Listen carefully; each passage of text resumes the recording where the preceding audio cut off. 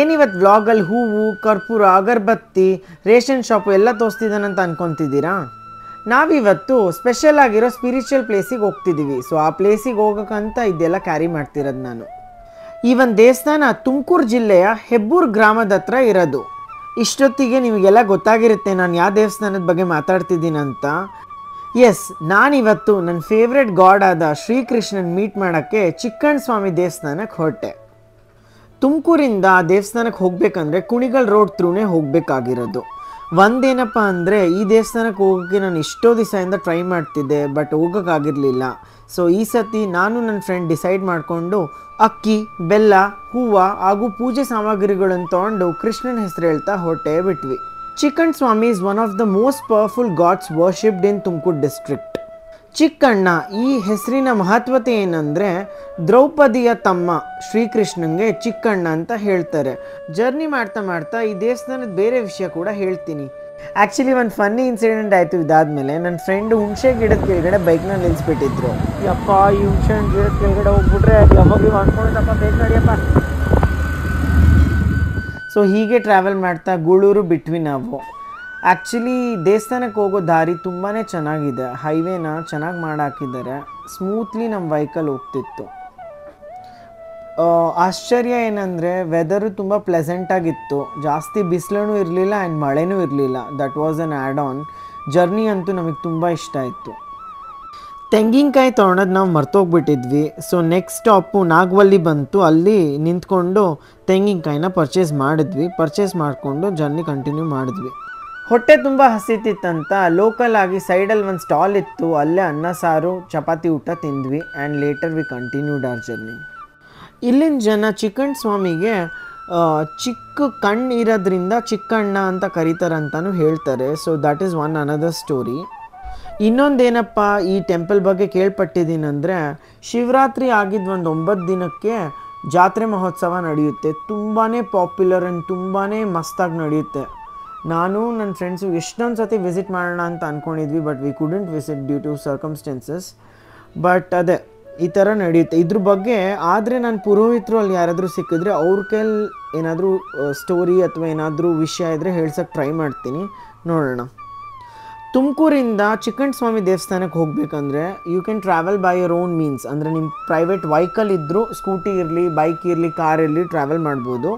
ಅದಲ್ಲದೆ you can also board public transport. Buses ಎಲ್ಲ ತುಂಬ ಚೆನ್ನಾಗಿ ಅವೈಲೇಬಲ್ ಇದೆ.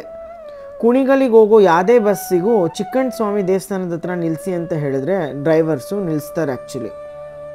ಹೀಗೆ ಟ್ರಾವೆಲ್ ಮಾಡ್ತಾ ಎಷ್ಟೋ ದೇವಸ್ಥಾನಗಳು ಮಧ್ಯದಲ್ಲಿ ಬರ್ತವೆ. ಅದನ್ನೆಲ್ಲ ನೋಡಿಕೊಂಡು ಅಂತೂ ಇಂತೂ ಹೆಬ್ಬೂರ್ವರೆಗೂ ರೀಚ್ ಆದ್ವಿ. ನಾನಂತೂ ತುಂಬ ಎಕ್ಸೈಟ್ ಆಗಿಬಿಟ್ಟೆ ಹೆಬ್ಬೂರು ನೋಡ್ಬಿಟ್ಟು. ಬಿಕಾಸ್ ಹೆಬ್ಬೂರು ಪಾಸ್ ಆದಮೇಲೆ ನೆಕ್ಸ್ಟ್ ಇನ್ನೇನು ದೇವಸ್ಥಾನದ ಹತ್ರ ಬಂದೇ ಬಿಟ್ವಿ.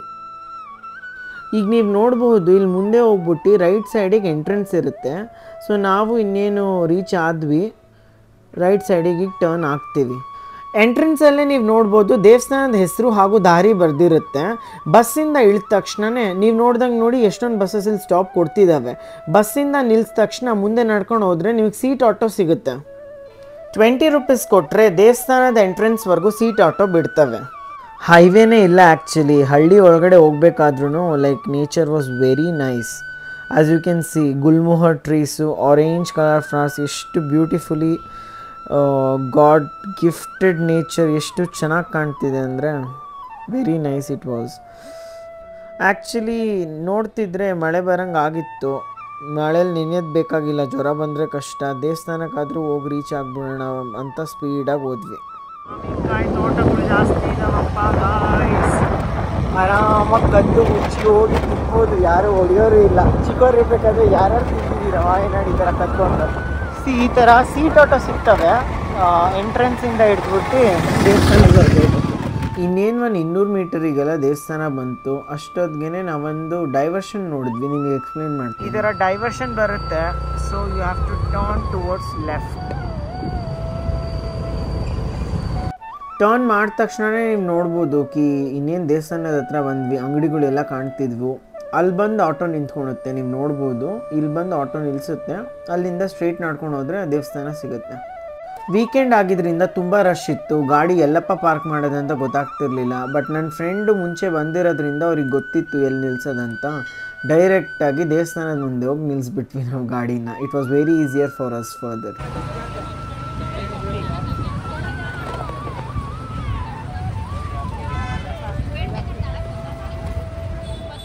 ವೀಕೆಂಡ್ ಇದ್ದಿದ್ದರಿಂದ ಲೈಕ್ ತುಂಬಾ ಜನ ಇದ್ದರು. Frankly speaking almost 1000 to 2000 members ಅಂತೂ ಹಂಗೆ ಕಾಣ್ತಿದ್ರು ನಮಗೆ. ಸೊ ಬನ್ನಿ ಎಂಟ್ರಿ ತೊಗೊಳ್ಳೋಣ ದೇವಸ್ಥಾನಕ್ಕೆ. ದೇವಸ್ಥಾನದ ಒಳಗಡೆ ಹಿಂಗಿದೆ, ದೇವರು ಹೆಂಗೆ ಕಾಣ್ತಾರೆ, ದರ್ಶನ ಎಲ್ಲ ತೋರಿಸ್ತೀನಿ ನಿಮಗೆ. ಬನ್ನಿ. ಒಂದು ಅಡ್ವಾಂಟೇಜ್ ಏನಾಯ್ತಂದರೆ ನಾವು ಅಕ್ಕಿ ಬೆಲ್ಲ ಮತ್ತು ಅದೆಲ್ಲ ತಂದಿದ್ರಿಂದ ನಮಗೆ ಡೈರೆಕ್ಟಾಗಿ ದೇವಸ್ಥಾನದವರೆಗೂ ಅಂದರೆ ಗರ್ಭಗುಡಿವರೆಗೂ ಹೋಗಂಗಾಯಿತು. ಅದನ್ನೆಲ್ಲ ತೊಗೊಂಡೋಗಿ ಅಲ್ಲಿ ಕೊಟ್ವಿ. ಸೊ ಡೈರೆಕ್ಟಾಗಿ ದರ್ಶನ ಮಾಡಿಸಿದ್ರು. ಬಟ್ ನಿಮಗೆ ತೋರ್ಸೋಕ್ಕಂತ ಎಷ್ಟು ರಶ್ ಇರುತ್ತೆ, ಎಷ್ಟು ಜನ ಬರ್ತಾರೆ, ಹೆಂಗೆಂಗಿದೆ ಅಂತ ನಾನು ಮಾಡಿದೆ ರೆಕಾರ್ಡು.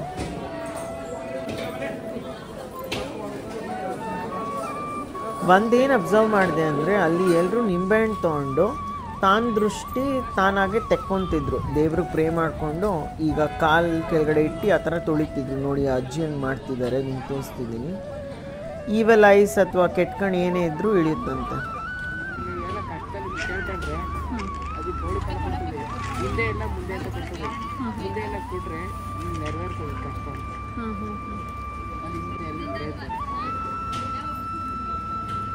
ಇಲ್ಲೊಬ್ರು ಜ್ಯೋತಿಷ್ರು ಇದ್ದಾರೆ, ಅವ್ರ ಹತ್ರ ಕೇಳ್ಬಿಟ್ಟು ಹೋಗ್ಬೋದು ಅಂತ ಹೇಳ್ತಿದ್ದೆ.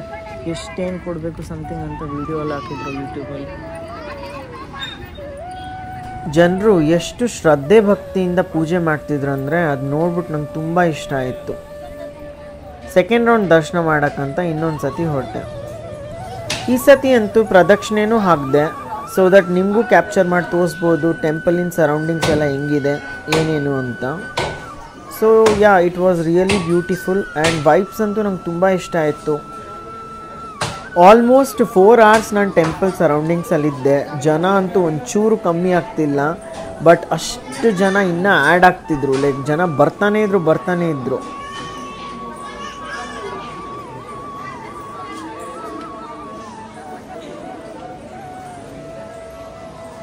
ದೇವಸ್ಥಾನದ ಸುತ್ತಮುತ್ತ ಅರೇಂಜ್ಮೆಂಟ್ಸ್ ಅಂತೂ ತುಂಬ ಚೆನ್ನಾಗೇ ಇತ್ತು. ಫ್ಯಾನ್ಸು, ಲೈಟ್ಸು, ಭಕ್ತಾದಿಗಳಿಗೆ ಏನು ಪ್ರಾಬ್ಲಮ್ ಆಗಬಾರ್ದಂತ ಬ್ಯಾರಿಗೇಡ್ಸ್ ಇರಲಿ, ಎಲ್ಲದೂ ನೀಟ್ ಆ್ಯಂಡ್ ಕ್ಲೀನಾಗಿ ವೆಲ್ ಅರೇಂಜ್ಡಾಗಿತ್ತು. ಟೆಂಪಲ್ ಸರೌಂಡಿಂಗ್ಸ್ ಕೂಡ ಒಂಚೂರು ಗಲೀಜಿರಲಿಲ್ಲ, ನೀಟ್ ಆ್ಯಂಡ್ ಕ್ಲೀನಾಗಿ ಮೇಂಟೈನ್ ಮಾಡಿದ್ರು ಆ್ಯಕ್ಚುಲಿ.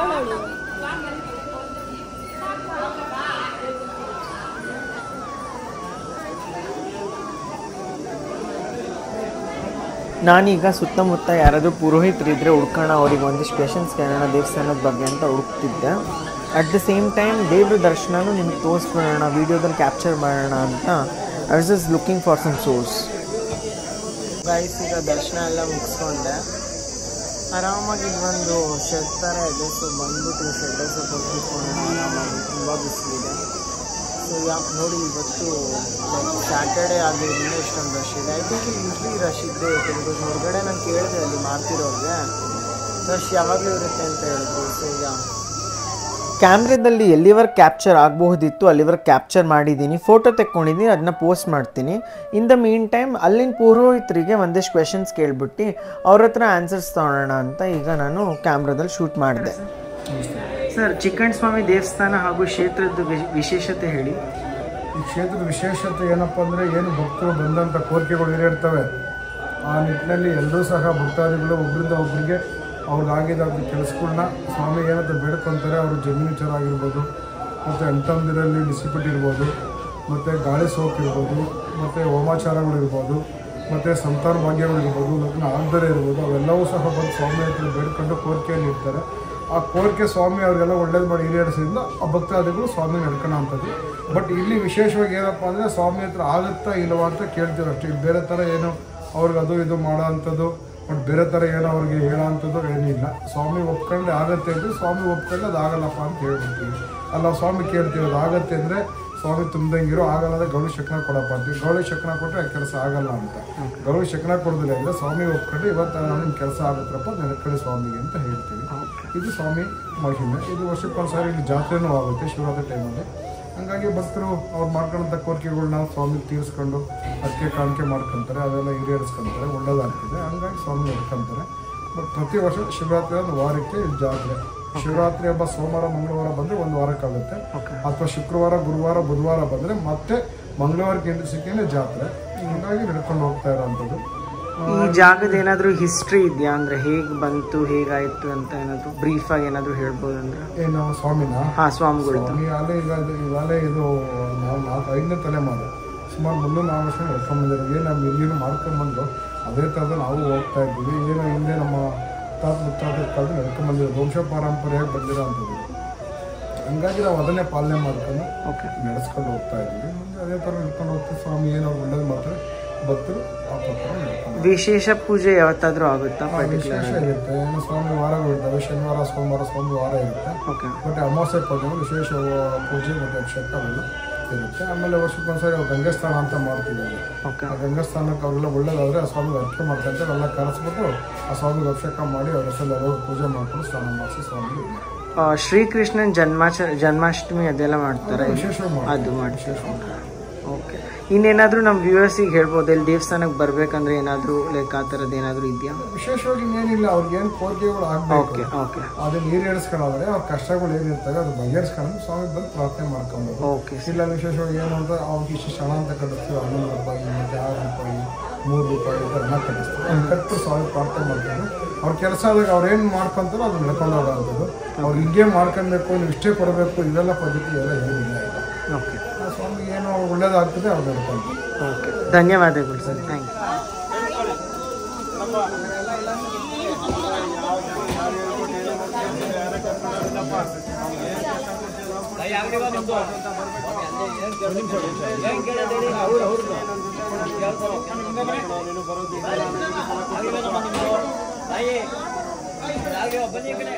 ಸಿ ನೀವು ನೋಡಬಹುದು, ಆ್ಯಸ್ ಯು ಕ್ಯಾನ್ ಸಿ ಜನ ನಿಲ್ತಾನೆ ಇರಲಿಲ್ಲ. ಎಷ್ಟು ಜನ ಬರ್ತಿದ್ರು ಅಷ್ಟೇ ಜನ ಹೊರಗೆ ಹೋಗ್ತಿದ್ರು. ಲೈಕ್ ಕಂಟಿನ್ಯೂಸ್ ಆಗಿ ಜನ ಬರ್ತಾ ಹೋಗ್ತಾ ಇದ್ರು. ದೇವಸ್ಥಾನದೊಳಗಡೆ ಎಷ್ಟೊಂದು ಫೋಟೋಸು ಮತ್ತು ಬುದ್ಧಿ ಮಾತುಗಳು ಇದ್ವು. ಅದೆಲ್ಲ ಓದ್ಕೊಂಡು ಸ್ವಲ್ಪ ಟೈಮ್ ಪಾಸ್ ಹಂಗೆ ಮಾಡಿದೆ. ನೆಕ್ಸ್ಟ್ ಸ್ವಲ್ಪ ಇಲ್ಲಿನ ಲೋಕಲ್ ಮಾರ್ಕೆಟ್ ಸರ್ವೆ ಮಾಡೋಣ, ಒಂದಿಷ್ಟು ಐಟಮ್ ತೊಗೊಳ್ಳೋಣ ಅಥವಾ ಮಾತಾಡ್ಸೋಣ ಅಂತ ನಾನು ಮಾರ್ಕೆಟಿಗೆ ಹೊರಟೆ ನನ್ನ ಫ್ರೆಂಡ್ ಜೊತೆಗೆ. ಸ್ವಲ್ಪ ಚೂರುಮುರಿ ತಿನ್ಕೊಂಡು ಆರಾಮಾಗಿ ಇದು ಮಾಡಿದ್ವಿ. ಹಾಗೆ ಸುತ್ತಾಡಬೇಕಾದ್ರೆ ನಂಗೆ ಅಲ್ಲೊಬ್ಬರು ಅಜ್ಜಿ ಸಿಕ್ಕಿದ್ರು. ನೋಡಿದಾಗ ಮಾತಾಡಿಸ್ಬೇಕಂತ ತುಂಬ ಆಸೆ ಇತ್ತು. ಹಂಗೆ ಒಂದು 2-3 ಚಿಕ್ಕ ಕ್ವೆಶನ್ಸ್ ಕೇಳ್ಬಿಡೋಣ ನೋಡೋಣ ಅಂತ ಅಲ್ಲಿಗೆ. ವ್ಯಾಪಾರ ಹೆಂಗೆ ನಡೀತಿದೆ? ಚೆನ್ನಾಗಿ ನಡೀತಿದ್ಯಾ? ಎಷ್ಟು ವರ್ಷದಿಂದ ಮಾಡ್ತಿದ್ದೀರಾ ಹೇಳಿ? ಎಷ್ಟು ವರ್ಷದಿಂದ ವ್ಯಾಪಾರ ಮಾಡ್ತಿದ್ದೀರಾ? 4-5 ವರ್ಷನಾ? ಆಗುತ್ತಾ ವ್ಯಾಪಾರ ಚೆನ್ನಾಗಿಲ್ಲಿ? ಓಕೆ ಓಕೆ, ಇಲ್ಲ ಇದೇ ಊರಾ? Okay okay okay. ಹಾಗೆ ಅಲ್ಲಿ ಬಳೆ ಮಾಡೋರ ಹತ್ರ ದಾರ ತೊಗೊಂಡ್ವಿ ನಾನು ನನ್ನ ಫ್ರೆಂಡು ಕೈ ಕಟ್ಕೊಳಕ್ಕಂತ. ನೆಕ್ಸ್ಟು ಹೊಟ್ಟೆ ಹಸಿತಿತ್ತು, ಏನಾದರೂ ತಿನ್ನೋಣ ಅಂದರೆ ಅನ್ನ ದಾಸೋಹ ಇತ್ತು. ಸೊ ನಾನು ನನ್ನ ಫ್ರೆಂಡು ದಾಸೋಹ ತಿನ್ನಕ್ಕಂತ ಹೊರಟ್ವಿ. ಇಲ್ಲೆಲ್ಲ ಗಾಡಿ ಪಾರ್ಕ್ ಮಾಡ್ಬೋದು ಆರಾಮಾಗಿ ಶೇಡಲ್ಲಿ. And there is a new mantapa. I don't know ಇದು ಅನ್ನ ದಾಸೋಹಕ್ಕೆ ಮಾಡ್ತಿದ್ದಾರೆ ಏನು ಅಂತ. ಇದಂತೂ ದಾಸೋಹಕ್ಕೆ ಮಾಡಿದ್ದಾರೆ. ಇಲ್ಲಿ ಪ್ರಸಾದ ದಾಸೋಹ ಸಿಗುತ್ತೆ. ಸೊ ಅದೇ ಆ್ಯಕ್ಚುಲಿ ನಾವು ಬರೋದು ಒಂದು 3 ಗಂಟೆ ಆಗಿತ್ತು. ಇನ್ನೇನು ಕ್ಲೋಸ್ ಮಾಡ್ತಿದ್ರೆ 4 ಗಂಟೆಗೆಲ್ಲ ಕ್ಲೋಸ್ ಆಗುತ್ತೆ ಅಂತ ಹೇಳಿದರು. ಆದರೂ ಒಂದಿಷ್ಟು ಜನ ಇದ್ದರು. ಸೊ ಕ್ವಿಕ್ಲಿ ಹೋಗ್ಬಿಟ್ಟು ಪ್ಲೇಟ್ ತೊಗೊಂಡು ಊಟ ತಿನ್ನೋಣ ಅಂತ ನಾವು ಹೊರಟ್ವಿ.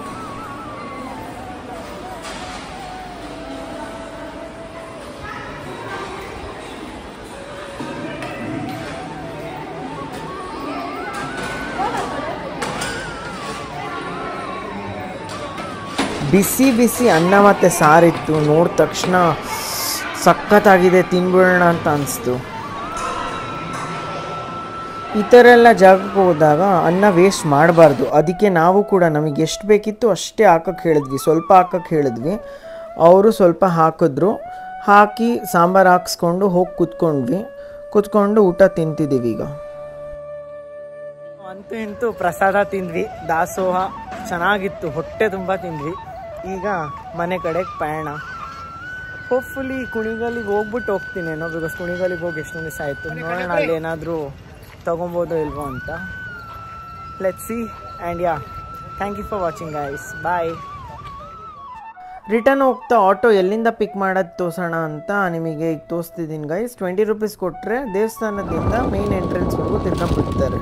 No need to worry about it. ಈಗ ಅಲ್ಲಿಂದ ಬರ್ತಾ ಇಲ್ಲೊಂದು ವೇ ಇದೆ ಚಿಕ್ಕಣ್ಣ ಸ್ವಾಮಿ ಟೆಂಪಲ್ಗೆ ಹೋಗೋಕ್ಕೆ. ಮುಂದೆಯಿಂದಾನೆ ನಾವು ಹೋಗಿದ್ದು ಆ ಕಡೆಯಿಂದ, ತುಮಕೂರು ಕಡೆಯಿಂದ. ಕುಣಿಗಲಿಂದ ಬರಬೇಕಾದ್ರೆ ಹಿಂಗೆ. ಸೊ ಈ ವೀಕೆಂಡ್ನ ನಾನು ಹಿಂಗೆ ಸ್ಪೆಂಡ್ ಮಾಡಿದೆ. I hope you like it. ನನ್ನ ಚಾನಲ್ಗೆ like, share and subscribe guys. Thank you so much for watching.